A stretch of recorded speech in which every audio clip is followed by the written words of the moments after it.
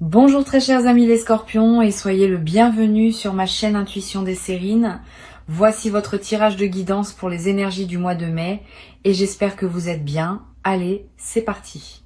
Le mot miracle a été usé par tant d'usages superficiels qu'on en a presque oublié sa signification réelle. On dit miracle pour parler d'un soleil qui se montre après plusieurs jours de pluie, pour parler d'un bus qui arrive juste à l'heure, pour parler d'un enfant qui s'endort sans pleurer. Toutes ces réalités sont précieuses, mais ce ne sont pas des miracles au sens fort du terme. Le miracle véritable, c'est autre chose. C'est quand quelque chose se produit qui n'aurait pas dû se produire selon les lois apparentes qui régissent notre vie quotidienne. Quand une porte s'ouvre là où il n'y avait pas de porte, quand une solution apparaît dans une situation qui semblait sans issue, quand une rencontre se produit alors que toutes les probabilités étaient contre elle. C'est de cette catégorie-là que je veux te parler. Et c'est un miracle de cette qualité qui s'apprête à entrer dans ta vie. Avant d'aller plus loin, je veux te transmettre une compréhension importante. Les miracles véritables ne sont pas des accidents dans le tissu du réel. Ils ne sont pas des erreurs du système. Ils sont au contraire l'expression la plus précise du système lui-même, quand celui-ci fonctionne dans toute sa profondeur. Notre vie quotidienne nous habitue à un fonctionnement de surface, où les choses suivent les chemins prévisibles. Mais sous cette surface, il y a un fonctionnement plus profond, où des dynamiques moins visibles peuvent produire des résultats qui semblent surnaturels au regard des lois de surface. Les miracles sont l'irruption ponctuelle de ce fonctionnement plus profond dans notre quotidien. Ils ne contredisent pas la réalité, ils la révèlent dans sa dimension la plus complète. Ce qui s'apprête à se produire pour toi appartient à cette catégorie. Ce ne sera pas seulement une bonne nouvelle, ce sera quelque chose qui sortira du cadre de ce que tu pensais possible dans ta situation actuelle. Et c'est précisément cette qualité de sortie de cadre qui en fera un miracle plutôt qu'une simple chance. Tu vas reconnaître l'événement par cette signature particulière. Tu auras du mal au début à l'expliquer rationnellement. Tu chercheras des causes mécaniques pour comprendre ce qui s'est produit. Et tu réaliseras après examen qu'aucun enchaînement de causes ordinaires ne suffit à expliquer ce qui s'est passé. Cette résistance à l'explication mécanique est la marque la plus fiable d'un miracle véritable. Je veux clarifier quelque chose qui peut paraître contre-intuitif. Le miracle ne va pas se manifester à toi parce que tu serais une personne particulièrement méritante. Cette logique de rétribution n'est pas exacte. Le miracle va se manifester parce que tu as cultivé, à travers ton parcours, une certaine qualité d'ouverture qui rend possible la réception d'un événement de cette nature. Ce n'est pas une question de mérite, c'est une question de disposition. Tu es disposé. C'est à dire que ton système intérieur a atteint une qualité de réceptivité suffisante pour qu'un événement non ordinaire puisse y trouver un terrain d'accueil. Sans cette réceptivité préalable, le miracle, même s'il se manifestait extérieurement, ne s'enracinerait pas en toi. Il glisserait sur la surface de ta vie sans la transformer. Ici, sur Intuition des Sirènes, je veux te transmettre quelque chose qui va t'aider à reconnaître le miracle quand il se présentera. Les miracles ont une signature subtile dans le corps de celui qui les reçoit. Au moment où l'événement miraculeux se produit, tu vas ressentir une forme de vertige, bref. Un instant de suspension où le temps semble s'arrêter. Une chaleur qui se diffuse dans la poitrine. Des larmes qui peuvent monter sans cause apparente. Tous ces signaux corporels ne sont pas des coïncidences. Ils sont la manière dont ton corps capte le caractère extraordinaire de ce qui se passe, avant même que ton mental n'ait pu le formuler en mots. Apprends à faire confiance à ces signaux corporels. Ils sont plus rapides et plus fiables que les analyses que tu pourrais faire après coup. Je veux te parler de ce qui se passe juste avant qu'un miracle se manifeste. Souvent, il y a une période de calme inhabituelle qui précède immédiatement l'événement, comme si le monde s'apaisait pour préparer le passage de ce qui va arriver. Tu vas ressentir dans les heures ou les jours qui précèdent une qualité de tranquillité qui te paraîtra étrangère à ta situation ordinaire. Si tu remarques cette tranquillité préalable, n'essaye pas de la dissiper en remplissant ton temps d'activité. Habite-la. C'est dans cette qualité de calme que la manifestation peut trouver son moment. Tu vas être également avoir, dans cette période préparatoire, des intuitions qui te traversent sans que tu puisses les justifier. Une certitude tranquille que quelque chose va se passer. Une attention soudaine portée à un détail anodin. Une envie de faire quelque chose qui semble sans rapport avec tes préoccupations habituelles. Toutes ces intuitions sont la manière dont ta partie la plus profonde te prépare à l'accueil. Suis-les sans les rationaliser excessivement. Si l'envie de te rendre dans tel endroit te traverse, vas-y, si tu le peux. Si la pensée d'une personne te revient avec insistance, contacte-la peu, être. Ces gestes apparemment anodins peuvent être les conditions exactes par lesquelles le miracle va trouver son chemin jusqu'à toi. Sur Intuition des sirènes, je tiens à te dire quelque chose d'important sur la manière de recevoir un miracle. Quand l'événement extraordinaire se produit, beaucoup de personnes ont un réflexe étrange. Elles essaient immédiatement de le rationaliser, de le ramener dans la catégorie des coïncidences, de minimiser ce qu'il a de spécial. Ce réflexe vient d'un inconfort face à l'extraordinaire. Notre culture nous a habitués à expliquer, à mesurer, à quantifier. L'extraordinaire vrai résiste à ces opérations, et cette résistance peut nous mettre mal à l'aise. Si tu sens ce réflexe en toi quand le miracle arrive, observe-le sans lui obéir. Permets-toi de simplement reconnaître que oui, ce qui se passe est extraordinaire. Cette reconnaissance pleine est ce qui ancre le miracle dans ta réalité et lui permet de produire son plein effet. La résistance à minimiser ne signifie pas que tu doives en faire un drame ou un événement spectaculaire à raconter à tout le monde. Au contraire, les miracles aiment souvent une certaine discrétion. Ils ont une qualité presque intime, comme un cadeau personnel qu'on reçoit dans le secret de son cœur. Tu pourras être en parler plus tard, quand le moment sera venu.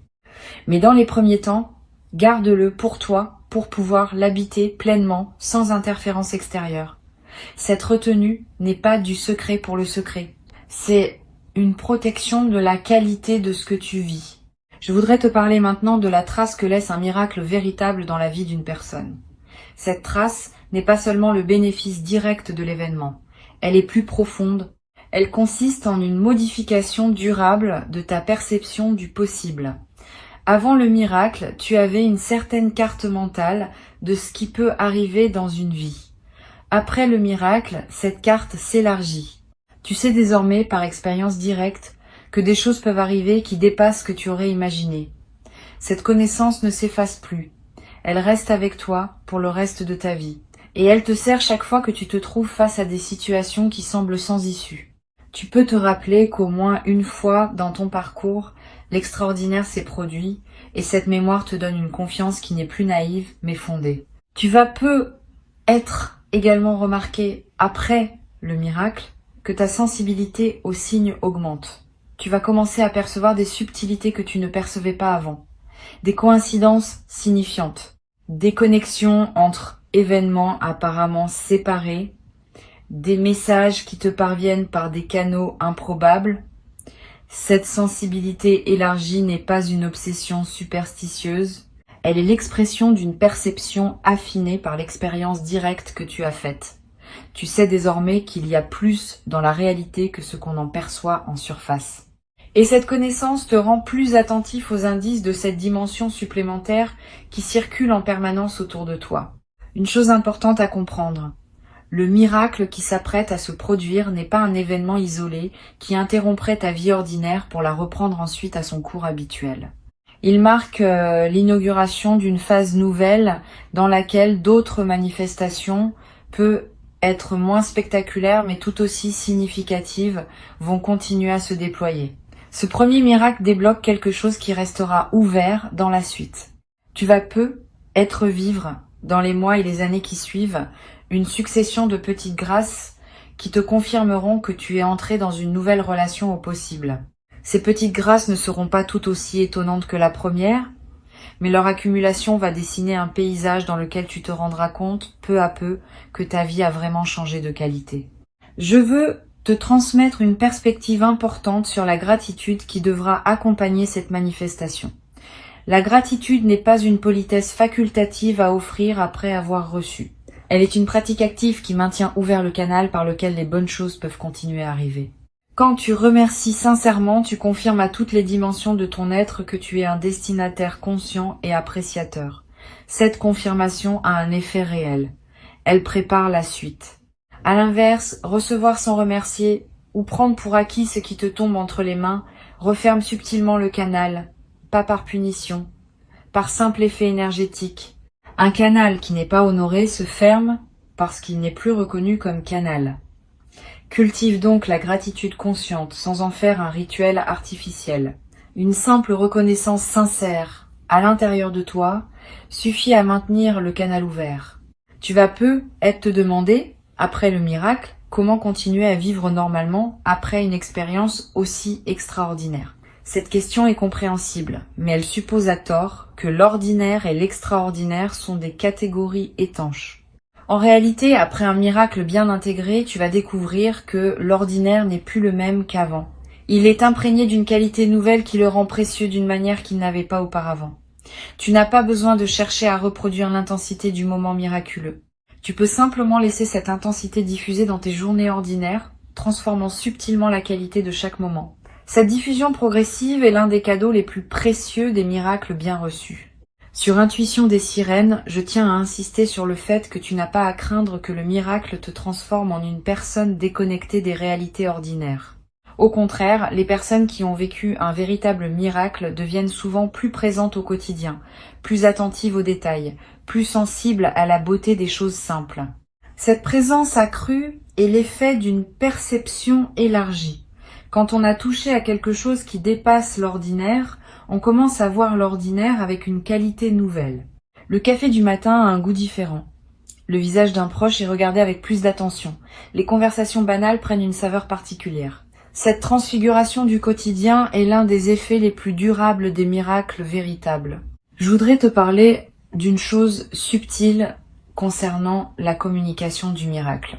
Tu vas peut-être avoir l'envie à un moment de partager ce que tu as vécu avec une personne précise. Cette envie est saine, mais elle demande un peu de discernement. Toutes les personnes ne sont pas équipées pour recevoir le récit d'un miracle. Certaines vont être touchées et réjouies. D'autres vont être déstabilisées et chercheront à minimiser pour retrouver leur confort. D'autres encore vont projeter leur propre frustration et réagiront avec une jalousie ou une amertume qui pourrait gâcher ton expérience. Réserve donc ton récit aux personnes capables de recevoir avec ouverture. Une seule oreille bienveillante vaut mieux que plusieurs oreilles fermées. Et même avec la bonne personne, choisis tes mots avec soin. Le miracle n'a pas besoin d'être démontré ou prouvé. Il peut simplement être nommé dans la simplicité de ce qui s'est passé. Tu vas peut-être également ressentir dans les jours qui suivent le besoin de marquer symboliquement ce qui s'est produit, un objet acheté pour te le rappeler, une note écrite pour fixer l'expérience, un geste posé qui dit symboliquement que tu reconnais la grâce reçue. Ces gestes de marquage ne sont pas accessoires. Ils ancrent l'événement dans ta réalité concrète et créent des points de référence auxquels tu pourras revenir mentalement. Plus tard, dans des moments où tu auras besoin de te rappeler que des choses extraordinaires peuvent arriver, ces marqueurs te serviront de porte vers la mémoire vive de ce que tu as vécu. Une dimension importante à laquelle tu peux être attentif concerne la manière dont le miracle va modifier ta perception de ton propre passé. Tu vas peut-être commencer à relire mentalement certains épisodes de ta vie sous un nouveau jour. Des moments qui semblaient absurdes vont prendre du sens. Des détours apparemment inutiles vont apparaître comme des préparations nécessaires. Des rencontres dont tu n'avais pas saisi la portée vont révéler leur place dans le tissu plus large de ton parcours. Cette relecture rétrospective n'est pas une rumination, c'est une réintégration. Elle te permet de faire la paix avec des aspects de ton passé qui te dérangeaient encore, en les replaçant dans une cohérence plus vaste qui n'apparaissait pas au moment où tu les vivais. Cette réintégration du passé libère une énergie considérable. Beaucoup de personnes traversent leur vie en portant le poids d'épisodes qui leur semblaient sans signification, ou injustes, ou absurdes. Quand un miracle survient et qu'il révèle une cohérence plus large, ces épisodes anciens reprennent leur place dans une trame qui leur donne sens. Et cette mise en sens libère l'énergie qui était utilisée pour porter le poids du non-sens. Tu vas peut-être ressentir dans les semaines qui suivent une légèreté nouvelle, une vitalité retrouvée. Cette transformation énergétique est l'un des effets les plus pratiques des miracles bien intégrés. Je veux te parler du rôle particulier que peut jouer le silence dans la période qui suit le miracle. Tu vas peut-être avoir besoin pendant quelques jours ou quelques semaines de plus de silence que d'habitude, moins de musique de fond, moins de conversations futiles, moins de bruit ambiant en général. Ce besoin de silence n'est pas un retrait du monde. C'est une nécessité d'intégration. Le silence permet à ce qui s'est passé de descendre dans les couches plus profondes de ton être. Honore ce besoin si tu le ressens. Aménage des plages de silence dans tes journées. Ces plages ne sont pas du temps perdu. Elles sont parmi les plus précieuses de cette période d'intégration. Tu vas peut-être également remarquer une qualité différente dans ton sommeil après le miracle. Plus profond peut être parce qu'une vigilance ancienne s'est relâchée, ou plus actif, avec des rêves plus présents qui prolongent l'intégration pendant la nuit. Les deux variantes sont normales. Si tu fais des rêves marquants, note-les si tu peux. Ils contiennent souvent des indications précieuses sur la suite à donner à ce que tu vis. Tu n'as pas besoin de les analyser intellectuellement. Le simple fait de les capturer leur donne un poids dans ta mémoire consciente, et tu pourras revenir à eux plus tard avec un éclairage nouveau. Une chose précieuse que tu vas développer après cette traversée est une nouvelle qualité de confiance dans la vie. Pas une confiance naïve qui ignore les difficultés. Une confiance fondée sur l'expérience directe que tu as faite. Tu sais désormais par toi-même que la vie peut surprendre. Que des choses peuvent arriver qui dépassent ce qu'on aurait osé espérer. Cette connaissance corporelle est plus solide que toute conviction intellectuelle. Elle t'accompagnera désormais dans toutes les phases de ton existence, te donnant une sérénité de fond même dans les moments de défi. Tu vas peut-être avoir, à certains moments dans les semaines qui suivent, l'envie de témoigner discrètement à des personnes qui traversent des moments difficiles. Tu pourras leur dire, sans grand discours, que des choses extraordinaires peuvent encore se produire. Ton simple témoignage pourra devenir, pour certaines de ces personnes, l'élément qui leur permet de garder espoir un peu plus longtemps. Tu deviendras à ton tour l'un de ces témoins du possible qui circulent dans le monde et qui maintiennent vivante l'idée que tout n'est pas figé d'avance. Ce rôle, sans en faire une mission grandiose, ajoutera une dimension de service silencieux à ta vie quotidienne. Sur cette chaîne, j'aime souligner que les miracles sont rarement des événements isolés. Ils ouvrent une porte qui reste ouverte. Et derrière cette porte, d'autres possibilités se déploient progressivement. Sois donc attentif à ce qui suit. Ne pense pas que tout se joue dans le moment central. Le moment central est l'inauguration. Ce qui suit est le déploiement. Et le déploiement promet d'être au moins aussi riche que le moment initial, parce qu'il s'inscrit dans la durée et accumule les significations à mesure qu'il avance. Cette continuité après l'événement est ce qui distingue les miracles véritables des éclats ponctuels qui ne laissent pas de traces durables. Je veux te transmettre une perspective importante sur l'humilité qui peut accompagner cette expérience. Pas une humilité diminuante qui te rabaisserait. Une humilité au sens vrai, qui consiste à reconnaître qu'on participe à des dynamiques qui nous dépassent. Tu n'es pas l'auteur du miracle. Tu en es le destinataire et le co-créateur, dans la mesure où ton ouverture a permis qu'il se produise, mais quelque chose de plus large que toi a orchestré ce qui se passe. Cette reconnaissance d'une dimension qui dépasse ton seul effort personnel est ce qu'on peut appeler humilité dans le sens le plus juste du terme. Elle te garde connecté à une trame plus grande que ta seule existence individuelle. Tu vas être éprouvé à certains moments une émotion difficile à nommer. Un mélange de joie, d'humilité, de gratitude, de presque révérence. Cette émotion mixte est typique des expériences qui touchent à des dimensions profondes. Permets-toi de la vivre sans chercher à la simplifier.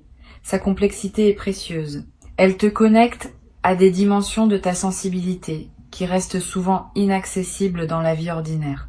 Et cette connexion à ta sensibilité profonde est elle-même l'un des cadeaux secondaires de ce qui s'apprête à se vivre. Je voudrais te parler d'une dimension qui peut surprendre. Le miracle qui s'approche n'est pas seulement pour toi. Il est aussi pour les personnes qui t'entourent, indirectement. Quand quelqu'un dans un cercle social vit une expérience qui élargit sa perception du possible, cela rayonne sur les autres. Pas immédiatement de manière visible, mais subtilement. Les personnes proches de toi vont sentir, sans toujours pouvoir le nommer, que quelque chose a changé dans ta présence. Et ce changement va influencer, à sa manière modeste, leur propre perception du possible dans leur vie. Tu es donc en train de devenir, sans le décider, un agent de transformation collective. Cette dimension élargie de ce que tu vis donne du sens à l'expérience au-delà de ton seul parcours personnel. Tu vas être également développé dans la durée une qualité particulière dans la manière de répondre aux difficultés. Quand un défi se présentera après cette traversée, tu auras une nouvelle ressource intérieure à mobiliser. Tu pourras te dire, en toute connaissance de cause, que des solutions inattendues peuvent surgir, que des portes peuvent s'ouvrir là où tu n'en voyais pas, que la vie peut encore surprendre dans la bonne direction. Cette confiance fondée sur l'expérience te donnera une élasticité nouvelle face aux épreuves. Tu cesseras de te crisper dès qu'une difficulté apparaît. Tu pourras la traverser avec plus de souplesse en sachant que des ressources existent, parfois invisibles, qui peuvent se manifester quand le moment juste arrive.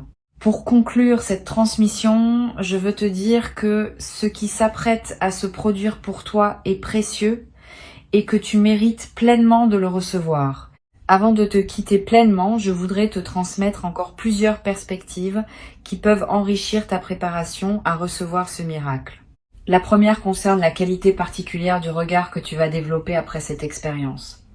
Tu vas regarder le monde différemment, pas avec naïveté excessive qui verrait des miracles partout, avec une attention plus fine qui repère les petits signes de la présence active de l'extraordinaire dans le quotidien.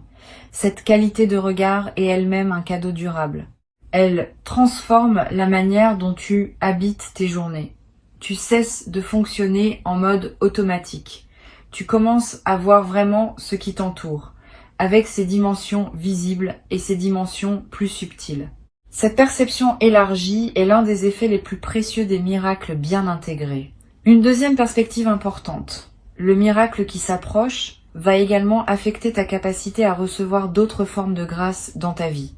Quand un canal s'ouvre par lequel l'extraordinaire peut passer, ce canal reste ouvert pour d'autres manifestations. Tu vas être remarqué dans les semaines et les mois qui suivent que des choses bonnes se présentent à toi avec une fréquence inhabituelle, une opportunité qui se manifeste juste au bon moment, une rencontre fortuite qui s'avère significative, une information qui te parvient juste quand tu en avais besoin. Cette accumulation de petites grâces est l'effet en cascade du premier miracle.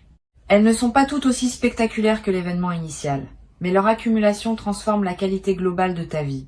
Tu vas être également découvrir, à travers cette traversée, une nouvelle relation à la prière ou à l'intention silencieuse, pas nécessairement religieuse au sens traditionnel. Plutôt une pratique simple qui consiste à formuler intérieurement, sans parole solennelle, ce que tu désires voir se manifester dans ta vie. Cette formulation intérieure n'est pas une magie. C'est une mise en alignement consciente. Elle confirme à toutes les dimensions de ton être quelle direction tu choisis. Et cette confirmation aide à orienter ce qui se manifeste. Beaucoup de personnes traversent leur vie sans jamais formuler clairement ce qu'elles veulent, et leurs souhaits restent flous, donc difficiles à actualiser. Tu vas être commencé à pratiquer cette formulation claire, et tu vas observer que ce que tu formules avec sincérité a tendance à se manifester avec une fréquence plus grande que ce que tu laisses dans le flou. Tu vas remarquer également une transformation dans ton rapport au temps après cette expérience. Le temps ne sera plus tout à fait le même qu'avant. Avant tu vivais dans un certain défilement linéaire, où le passé pesait, où l'avenir préoccupait, où le présent se trouvait souvent négligé. Après, le présent va prendre une qualité différente. Tu vas vivre davantage dans le moment qui s'écoule, parce que tu auras compris, par expérience, que c'est dans le présent que les choses extraordinaires se manifestent. Cette nouvelle relation au présent est l'une des transformations les plus précieuses que peut apporter une expérience miraculeuse bien intégrée. Sur cette chaîne, j'observe que les personnes qui ont vécu un véritable miracle développent souvent une nouvelle qualité d'humour, pas un humour cynique. Un humour léger qui reconnaît les paradoxes savoureux de l'existence. Quand on a touché à quelque chose qui dépasse les explications mécaniques ordinaires, on peut sourire de la manière dont on prenait certaines choses trop au sérieux auparavant. Cet humour n'est pas une moquerie, c'est une légèreté retrouvée. Il rend la vie quotidienne plus agréable, à toi-même et à ceux qui te côtoient. Cette qualité d'humour léger est l'un des cadeaux secondaires les plus appréciables. Tu vas peu être également remarqué, dans cette nouvelle phase, que ta sensibilité à la beauté augmente. Tu vas être plus touché par un coucher de soleil, par un visage croisé dans la rue, par une mélodie entendue par hasard, par la lumière qui passe à travers une fenêtre.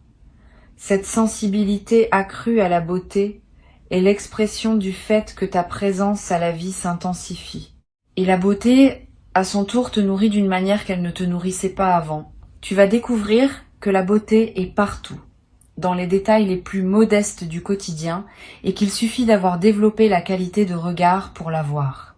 Ce développement de ta capacité à voir la beauté est l'un des cadeaux les plus durables qui dépassent largement le bénéfice direct du miracle initial. Une chose précieuse que je veux te transmettre.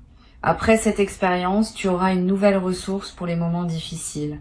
Quand quelque chose te paraîtra sans issue, tu pourras revenir mentalement à l'expérience que tu as vécue et te rappeler que tu as déjà été surpris une fois par ce que la vie pouvait offrir. Cette mémoire fonctionnera comme une boussole intérieure dans les moments d'épreuve. Elle te dira sans parole que des solutions inattendues peuvent encore se présenter, que des portes peuvent encore s'ouvrir, que tout n'est pas joué d'avance. Cette boussole te servira pour le reste de ta vie. Elle est l'un des bénéfices les plus discrets, mais les plus essentiels de ce qui s'apprête à se vivre. Je voudrais te parler également de la responsabilité douce qui accompagne le fait d'avoir reçu un miracle. Quand on est destinataire d'une grâce, on devient en quelque sorte porteur d'une lumière qu'il s'agit de ne pas éteindre par négligence. Cette responsabilité ne te demande pas grand-chose. Elle te demande simplement de ne pas oublier ce qui t'a été donné, de ne pas le minimiser au fil du temps, de ne pas le rationaliser après coup pour le ramener dans la catégorie de l'ordinaire. Cette fidélité à la mémoire de ce qui a été vécu est le minimum que demande la grâce reçue. Et cette fidélité, en retour, maintient en toi la qualité d'ouverture qui rend possible la suite. Tu vas peu avoir à un moment l'envie de marquer ce qui s'est passé par un acte symbolique. Tu peux planter quelque chose dans un jardin si tu en as un. Tu peux faire un don modeste à une cause qui te tient à cœur. Tu peux écrire une lettre à toi-même que tu ouvriras dans plusieurs années. Ces actes symboliques inscrivent l'expérience dans la trame concrète de ta vie. Ils créent des points de référence durables. Et ils confirment à toi-même que tu reconnais l'importance de ce qui s'est produit.